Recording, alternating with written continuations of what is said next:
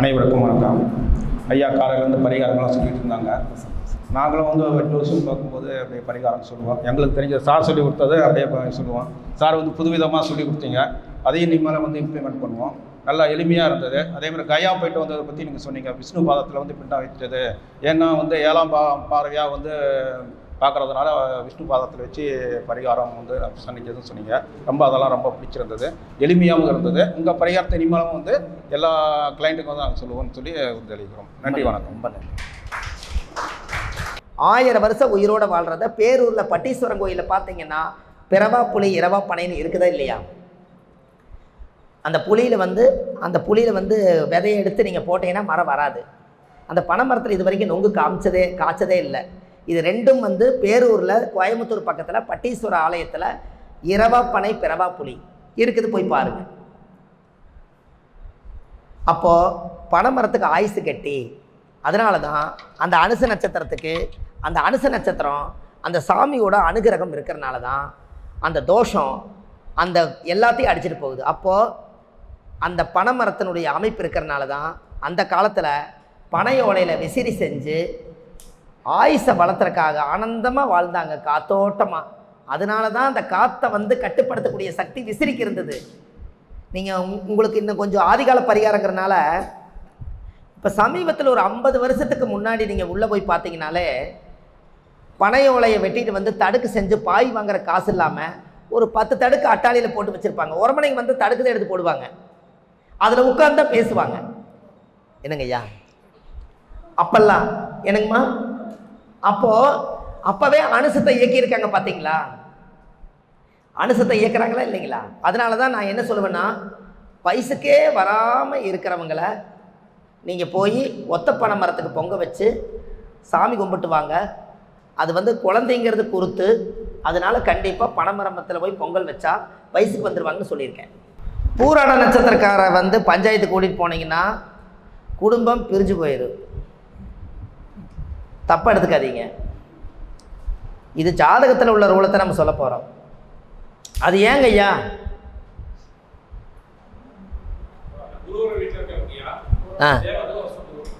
பூராட நூலாடாதுன்னு சொன்னீங்க, நூலை சேர்த்து வைக்குமா அது? ஐயா புரியலையா? என்னங்க ஐயா? பூராட நட்சத்திரம் நூலாடாதுன்னு சொல்கிறீங்கல்ல, பூராட நட்சத்திரக்கார வீட்டில் யாரோ ஒருத்தர் வயசானவங்க தாலி இழந்தவங்க இருப்பாங்க. அப்போ தாலி இழக்கிறதுக்கு பூராட நட்சத்திரம் சம்மதிக்குது. இவங்க போய் பஞ்சாயத்தில் போய் இருந்தால் அது சேர்த்த விடாது. அதே உத்திராட நட்சத்திரத்துக்கார கூட்டிகிட்டு போனீங்கன்னா அந்த பஞ்சாயத்து சரியாயிடும். அது ஏங்க ஐயா? உத்திராட நட்சத்திரம் சூரிய நட்சத்திரம் தான். அது எதனால? மூல நட்சத்திரக்கார தாலி எடுத்து கொடுத்தா சில பிரம்மச்சாரி, அவர் கட்ட பிரம்மச்சாரி, அவரே மாங்கலியம் தொடாதவர், அந்த நட்சத்திரக்கார தொட்டால் என்னாகும்? அதனால் பூராட நட்சத்திரம் நூலாடாது.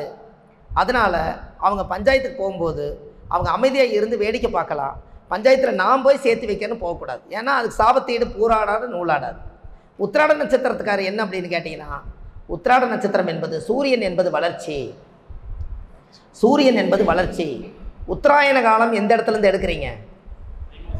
தை மாதத்தில் உத்தராயண காலம்னு சொல்லி எடுக்கிறீங்கல்ல. அப்போ வளர்ச்சியான காலம் எப்போ பிறக்குதுங்க? அப்போ ஒரு கீழே போயிட்டு இருக்கக்கூடிய வாழ்க்கையை பிடிச்சி வாழ்க்கையில் நீ வளர்ந்து வரணுங்கிறதுக்காக உத்திராட நட்சத்திரம் தனுசு ராசியில் 1 பாதமும் மீதி 3 பாதமும் மகர ராசியில் இருக்கிறதுனால தான் அந்த பஞ்சாயத்து பிரிஞ்ச பஞ்சாயத்தை சேர்த்து வைக்கிறதுக்கு அந்த உத்திராட நட்சத்திரத்துக்கார கூட்டிகிட்டு போனால் அந்த காரியம் நடக்கும். ஏன்னா உத்திராட நட்சத்திரக்காரர்கிட்ட பொய் பேசுனா பிடிக்காது. ரொம்ப நேர்மையாக அவங்க கட்டன் டைமாக இருப்பாங்க. அதனால் அந்த நட்சத்திரம் வந்து அங்கே போய் பஞ்சாயத்தை இவங்களுக்கும் அவங்களுக்கும் பேசாமல் சரியான நியாயத்தை பேசி பஞ்சாயத்தை முடிச்சு கொடுக்கும்.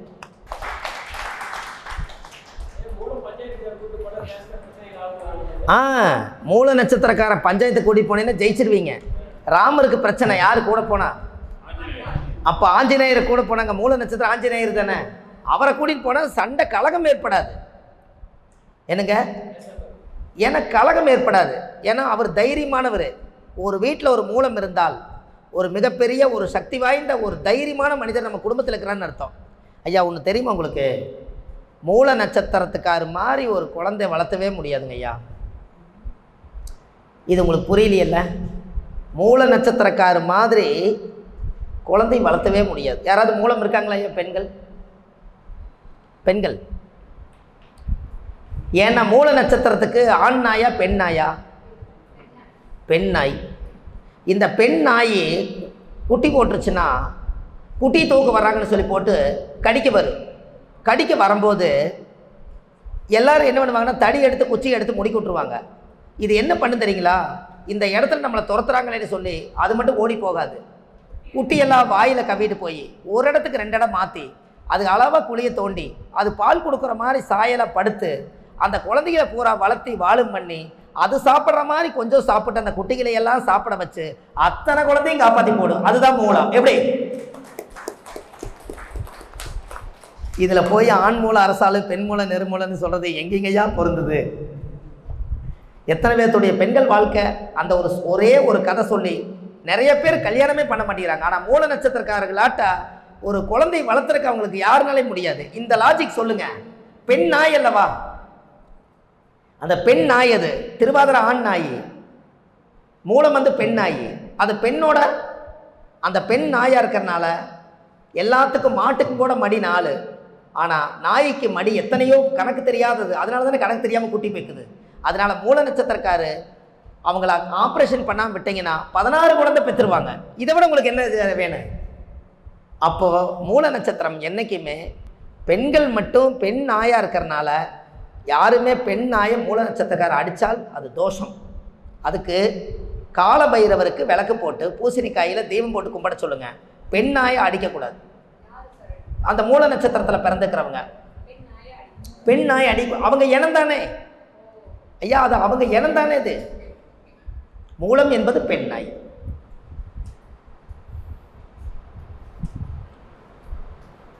கால பைரவருக்கு விளக்கு போடும். நான் அடிக்கடி இந்த பாவங்கள் தீர்ப்பதற்கு ஏதாவது ஒரு பரிகாரம் சொல்லுங்கம்பாங்க. பாவங்கள் தீர்க்க நம் செய்த பாவங்கள் எல்லாம் தீர்க்கணும். தெரிஞ்சே செஞ்சுட்ட ஒரு பாவத்தை அதுக்கு ஏதாவது கடவுள்கிட்ட ஒரு மன்னிப்பு கேட்கணும். அதுக்கு என்ன பரிகாரம் அப்படின்னு வரும்போது ஒருத்தர் சொல்லிவிட்டார். நான் சொன்னேன், பாவங்கள் தீர்க்கணும்னா பாவக்காயில் தீபம் போடுங்க. எப்படிங்க? பாவக்காயில் தீபம் 2 பாவக்காயை பகுந்து அதில் இருக்கிற விதையெல்லாம் எடுத்துட்டு திரிய நீளமாக வச்சு அதில் நல்லெண்ணெய் ஊற்றி கால பைரவருக்கு கொண்டு போய் பாவங்கள் எல்லாம் கால நிர்ணயம் பண்ணக்கூடியவர் கால பைரவர். அவருடைய இடத்துல போய் பாவக்காய் தீபம் போடுங்க, பாவங்கள் குறையும். அம்மா கால பைரவருக்கு நீங்கள் கணக்கு வேண்டாம், அவ்வளோதான். தேய்பூர் அஷ்டமி ஒரு தடவை தான் வரும். பாவத்தை குறைக்கணும், நீங்கள் எப்போ வேணால் போடுங்க. இதில் நட்சத்திரம் எதுக்கு எடுக்கிறீங்க? பாவங்கள் தீர்க்க பாவக்காய் பரிகாரம். என்னங்க ஐயா? என்ன சொல்றாருங்க ஐயா? அப்படி கேட்கணும். பாவம்ங்கிறது வந்து எதில் வந்து சேர்ந்துச்சுங்க ஐயா? காயிலேயே வச்சு கத்திரிக்காய் அவங்க மூத்தவங்களாக இருக்காங்க, வெண்டைக்காய், பூசணிக்காய், இவங்கெல்லாம் அக்காமார்களாக இருக்காங்க. என்னங்க எல்லாமே இருக்காங்க. அதில் எல்லாரும் முக்கால்வாசி அக்காவாக இருப்பாங்க. கரெக்டுங்களா? இதில் யாராவது ஒருத்தராவது பாவம்னு சொல்லி ஏதாவது உணவு சம்மந்தப்பட்டதில் வருதா?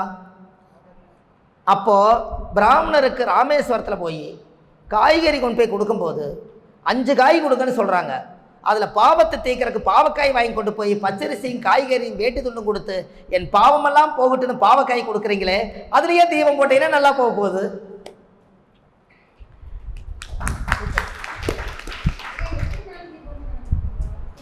நீங்கள் எவ்வளோ பாவம் செஞ்சுக்கிறீங்களோ போடுங்க. எத்தனை நாள் நான் இப்படி சொல்கிறது? அவங்க பண்ணுறது எனக்கு எப்படி தெரியும்? அம்மா ஒரு 48 வாரம் வச்சுக்குங்க, ஒரு வருஷம். ஏதோ வாரம் போனீங்கன்னா கால பைரவர் பக்கத்தில் இருந்தால் போட வேண்டியதானே. அது ஏன் சார் கால பைரவருக்கு விளக்கு போடுறீங்க? அது கரெக்டாக சொன்னார் ஐயா. சனி பகவானுடைய ஆதிக்கம், காலத்தை நிர்ணயம் பண்ணக்கூடியவர் அவர்.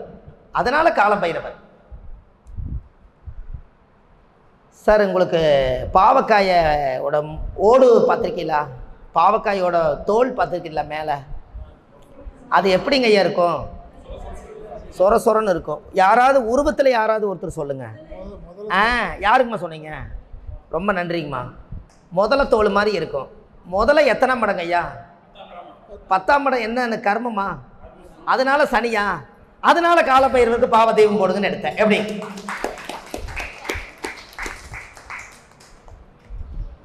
நாம் போயிட்டு இருக்கக்கூடிய பரிகாரங்கள் எல்லாம் இப்போ நீங்கள் எழுதி வைக்கிறீங்க, மக்களுக்கு நிறைய போக போகுது. இது உலகம் பூரா ஜோதிடர்கள் பார்க்க போகிறாங்க. யாருக்கும் மனசு புண்படுத்தாமல் எளிமையான பரிகாரம் ப்ளஸ் ஆதிகால பரிகாரம். ஒரு பாவக்காய் வாங்கி விளக்கு போடுறதுக்கு ஒரு 10 ரூபா இருந்தால் போதும். 10 ரூபா பரிகாரம் தான் நான் சொல்லியிருக்கேன். அது பாமர மக்களுக்கும் பாவம் தீரும், வசதியானவர்களுக்கும் பாவம் தீரும். ஒரு 10,000 ரூபா செலவு பண்ணி பூஜை பண்ணுறதுக்கு அவங்க வட்டிக்கு வாங்கி அந்த 5 ரூபாய்க்கு வட்டி கட்ட முடியாமல் 2 வட்டி மீட்டர் வட்டி ஆகி இவங்களுக்கு தோஷமும் கழியாமல் இப்போ ஏற்கனவே அவர் கடனாளி. 10ஆவதுக்கு நாமளும் ஒரு பரிகாரத்தில் பணத்தை வச்சு எத்தனை பேர்த்துகளுக்கு அந்த பாவத்தை வாங்கி இந்த பாவத்தை தீர்த்து எங்கே போய் முடிக்கிறது? அதனால தான் வெறும் 10 ரூபா. இன்றைக்கி ஒருத்தர் தர்மம் கேட்டார். ஆதரவற்ற பாடி எடுத்து அடக்கம் பண்ண போயிருந்தேன். இன்றைக்கி இல்லை, கொஞ்ச நாளில். அவர் நேக்காக நல்ல டீசெண்டாக இருக்கார். ஆனால் அவருக்கு பிச்சை எடுக்கிற யோகம். ஒரு 7 ரூபா கிடைக்குங்களா அப்படின்னு கேட்குறாரு. நம்ம 7 ரூபா எங்கே வச்சுருப்போம்? அந்த 10 ரூபாய் கௌரவமாக கேட்குறாரு. 3 ரூபா நம்ம சில்லறை வைக்க மாட்டோம், பசு காசு இல்லைங்க. ஒரு 7 ரூபா கிடைக்குங்களான்னாரு. நான் நினச்சிட்டேன், என்னோட 7 தலைமுறை தீரப்போகுது, இந்த அனாதிபாடி எடுத்து அடக்கம் பண்ண போகிறேன், நீயே 7ன்ட்ட, ரைட்டு 10 நான் கொடுத்தா என் கர்மா தீர்ந்துரு. 10ன்னா கர்மா எனக்கு சைஸாக வந்து நின்னார். நாம் 10 ரூபா தான் போடுவோம். நம்ம எங்கே 5 ரூபாய் 2 ரூபாய் வச்சுக்கிறோங்க. இப்போ 2 ரூபா காயின் எங்கே வச்சு கொண்டு போகிறோம்? அவர் எப்படி பிழைக்கிறாருன்னு பாருங்க. ஒரு 7 ரூபா பஸ்ஸுக்கு வேணுங்கன்னா நம்ம என்ன பண்ணுவோம்? 3 ரூபா தானே எச்சு கம்மி, இந்தாங்க ஒரு 10 ரூபா கொடுப்போம். அவருடைய எண்ணம் நிறைவேறிடுச்சு. 10 ரூபா அவருக்கு கரெக்டாக போய் சேர்ந்துருச்சு. முதல்ல நீங்கள் அதை பார்க்கணும். ஆனால் நம்ம கர்மம் அவர்கிட்ட போயிடுச்சு. அதனால் எப்போவுமே 10ஆ கொடுங்க, கர்மா போகும். 10ஆ கொடுத்தீங்கன்னா கர்மா போகும். 10க்கு நிறைய விஷயங்கள் இருக்குது. விரல் எத்தனைங்க ஐயா? நான் அடிக்கடி என்ன சொல்லுவேன்னா, கடன் வந்து ரொம்ப தீராத கடன். என்னால் வாழ்க்கையிலேயே இருங்க, எழுதாதீங்க, தீராத கடன். ஏன்னா எடுத்தோன்னே பேனாக்கு தான் போகிறாங்க, முடிக்கவே இல்லை. நான் தீராத கடன் இருக்கிறவங்களுக்கு 6ஆம் இடம் தான் கடன். அவங்களுக்கு ஒரு சிவப்பு வேஷ்டி, வெத்தலை பாக்கு, தேங்காய் பழம், துவரம் பருப்பு, செவ்வாயின்னா கடன் எல்லாம் வச்சு செவ்வாயோட ஓரையில் செவ்வாய்க்கிழமை அன்னைக்கு 6 விரல் உள்ளவர் கொண்டு போய் தானம் கொடுத்துருவாங்க, கடன் தீர்ந்துடும். புரிஞ்ச உங்களுக்கு? எத்தனாம் இடம் கடன்? அப்போ 6 விரல் உள்ளவரும் யாசகம் வாங்கி சாப்பிட்றவரும் ஏதாவது கண்ணுக்கு தெரிகிறாருன்னா உங்களுக்கு கடன் தீரப்போகுதில்ல. அப்போ 6 விரல் உள்ள ஆதிக்கம் உள்ளவரை கண்டுபிடிச்சிட்டிங்கன்னா போய் முதலே ஒரு நாள் சொல்லி வச்சுருங்க, ஐயா எனக்கு ஒரு சின்ன பிரச்சனை, உங்களால் தீர வேண்டியது இருக்குதுன்னு. 6 விரல் உள்ளவரை கொண்டு போய் தானம் கொடுத்துருவாங்க, பிரச்சனை முடிஞ்சுது. அதுலேருந்து கடன் குறைய ஆரம்பிச்சோம். என்னங்க ஐயா? ஐயா அதுக்கு 6 விரல் அவருக்கு லாபம் தானே. 5க்கு பதில் 6 அவர்கிட்ட இருக்குதில்ல, நம்ம அந்த லாபத்தை வாங்கிக்கலாமல்ல. என்னங்க ஐயா? அப்போ 6 விரல் உள்ளவர் தான் அந்த கடன். நான் அடிக்கடி ஒன்று சொல்லியிருப்பேன், நீங்கள் யூடியூப்பில் பார்த்தீங்களான்னு தெரியல. கடன் தீர்றதுக்கு புல்லாங்குழலில் நாட்டு சர்க்கரை போட்டு மலையடி வாரத்தில் கொண்டு போய் இந்த கடன் இதோட நிவர்த்தி ஆகட்டுன்னு அதைய வந்து அந்த 6 ஓட்டை வானத்தை பார்த்து தெரிகிற மாதிரி புதைச்சி வச்சு 6 மண்விளக்கு ஏற்றி வச்சு 1 கிலோ கரும்பு சர்க்கரையை சுற்றி வர போட்டு வச்சுட்டு வந்துட்டிங்கன்னா கடன் அன்னையிலிருந்து அப்படியே குறைய ஆரம்பிச்சு. அது என்ன காரணங்க ஐயா? அது என்ன காரணங்க ஐயா? கடன் எத்தனை மடம்? புல்லாங்குழல் எத்தனை ஓட்டை? 6க்கு 6. ஒரு எறும்பு அப்படியே வருவார், ஆஹா இன்னைக்கு காலையில் எங்கேயோ போய் தேடி இறை எடுக்கலான்ட்டு இருந்தேன், இவ்வளவும் இருக்குது, அத்தனை சாதி சனத்தையும் நம்ம கூட்டிகிட்டு வந்துடலான்னு சொல்லி அன்றைக்கி அன்னதானம் 1 லட்சம் எறும்புக்கு வந்துடுவாங்க. இத்தனை பேர்த்துக்கு நீங்கள் அன்னதானம் பண்ணிட்டீங்க. அது சாப்பிடும்போது நம்ம தான் வந்து நன்றி கெட்ட உலகத்தில் யாரையும் நினச்சி பார்க்காம வாழ்ந்துருவோம். ஆனால் எறும்பு அப்படி இல்லை, எல்லாத்தையும் ஒன்றா கூட்டிகிட்டு வந்து என்ன பிரச்சனைக்காக இந்த சர்க்கரையும் இந்த புல்லாங்குழலையும் வச்சுருக்காங்களோ அந்த பிரச்சனை தீருட்டுன்னு சொல்லி 1 லட்சம் எறும்பு சாப்பிட்டால் அந்த கடன் அன்னையோட நிவர்த்தி. அந்த புல்லாங்குழல் நாட்டு சக்கரை நம்ம சொன்னோம் இல்லைங்களா, இது வந்து கடன் பரிகாரத்துக்கு. நீங்கள் நல்லா பாருங்கள், அந்த கடன் நிவர்த்தி ஆனால் உங்களுக்கு ஆனந்தமாக இருக்குமா? கடன் நிவர்த்தியான ஆனந்தமாக இருக்கும். எல்லாத்தோட வாழ்க்கையிலையுமே யார் பெற்ற கடனோ முன்னோர்கள் அந்த காலத்தில் எது செஞ்சாங்களோ அவங்களுக்கெல்லாம் அந்த கடனால் தான் கடன் பட்டார் நெஞ்சம் போல் கலங்கினார் இளைஞன் வேந்தன். அவர் அப்படி கலங்கியிருக்காரு வாழ்க்கையில், அதனால தானே அவ்வளோ பிரச்சனை. அப்போது நீங்கள் பாருங்கள், காஞ்சி பெரியவா சொன்ன ஒரு பரிகாரம், கடுமையான நோய் வயிற்றுக்குள்ளே இருந்தால், வயிறு வலிக்குது, உடம்பு வலிக்குது, எனக்கு தீராத நோய் வந்துருச்சு, என்னை விட்டு இந்த நோய் போக மாட்டேதுன்னா பூசணிக்காய் இருக்குது இல்லைங்களா, இங்கே பரங்கிக்காயின்னு சொல்லுவாங்க, அரசாணிக்காய் இருக்குல்லங்க, சிவப்பு பூசணிக்காய் பார்த்துருப்பீங்கள்ல, அந்த பூசணிக்காயை செவ்வாய்க்கிழமைக்கு வீட்டில் 6 விளக்கு ஏற்றி வச்சு அந்த விளக்கை பார்த்து மடியில் கொண்டு போய் அந்த பூசணிக்காயை வச்சு, ஆண்டவனே இது யாருடைய வம்சாவளி நோயாக இருந்தாலும் பரவாயில்ல, எல்லா தோஷங்களும் என்னை விட்டு போகணும்னு சொல்லி மனசார அந்த பூசணிக்காயை மடியில் வச்சு பிரார்த்தனை பண்ணி அதை கொண்டு போய் கோயிலில் போய் யாரோ ஒருத்தருக்கு தானம் கொடுத்துட்டு வந்துட்டீங்கன்னா அந்த நோயை கொண்டு போய் தெய்வத்துக்கிட்ட ஒப்படைச்சிட்டிங்க, அந்த கர்மம் அதோட போயிடும், நோய் குறைஞ்சிரும். எப்படி? பூசணிக்காய். இது காஞ்சி பெரியவா தான் இதை சொன்னார். இது சொல்லி 5 வருஷத்துக்கு முன்னாடி ஒரு பதிவு போட்டிருக்கேன், பூசணிக்காய் தானம் பண்ணுங்கன்னு. அந்த காலத்தில் புள்ளை ஒரு அடி பூசணிக்காய் ஒரு அடின்னு சொல்லுவாங்க பழமொழி. அது ஏன் அப்படின்னா, ஒரு கட்டை எடுத்து பூசணிக்காயை ஓங்கி 4 அடி அடிச்சிங்கன்னா 1 வாரம் கிளம்பிச்சு பார்த்தீங்கன்னா, அந்த பூசணிக்காயை அறுத்து பார்த்தீங்கன்னா புள்ளையும் அப்படித்தான் அடிச்சிருப்போம் 4 அடி. அப்போ அந்த பூசணிக்காயை அறுத்து பார்த்தா இந்த 4 அடி அடித்த அடி உள்ள பூசணிக்காய் கந்தி கிடக்கும். இப்படித்தானே பிள்ளையோட உடம்பு உள்ள கந்தி கிடக்குன்னு அந்த காலத்தில் பிள்ளை ஒரு அடி பூசணிக்காய் ஒரு அடின்னு சொல்லி வச்சுருக்காங்க. அப்போ பூசணிக்காய்க்கு அந்த நோய்க்கு மருந்தே பூசணிக்காய் தானம் பண்ணுறது தான்.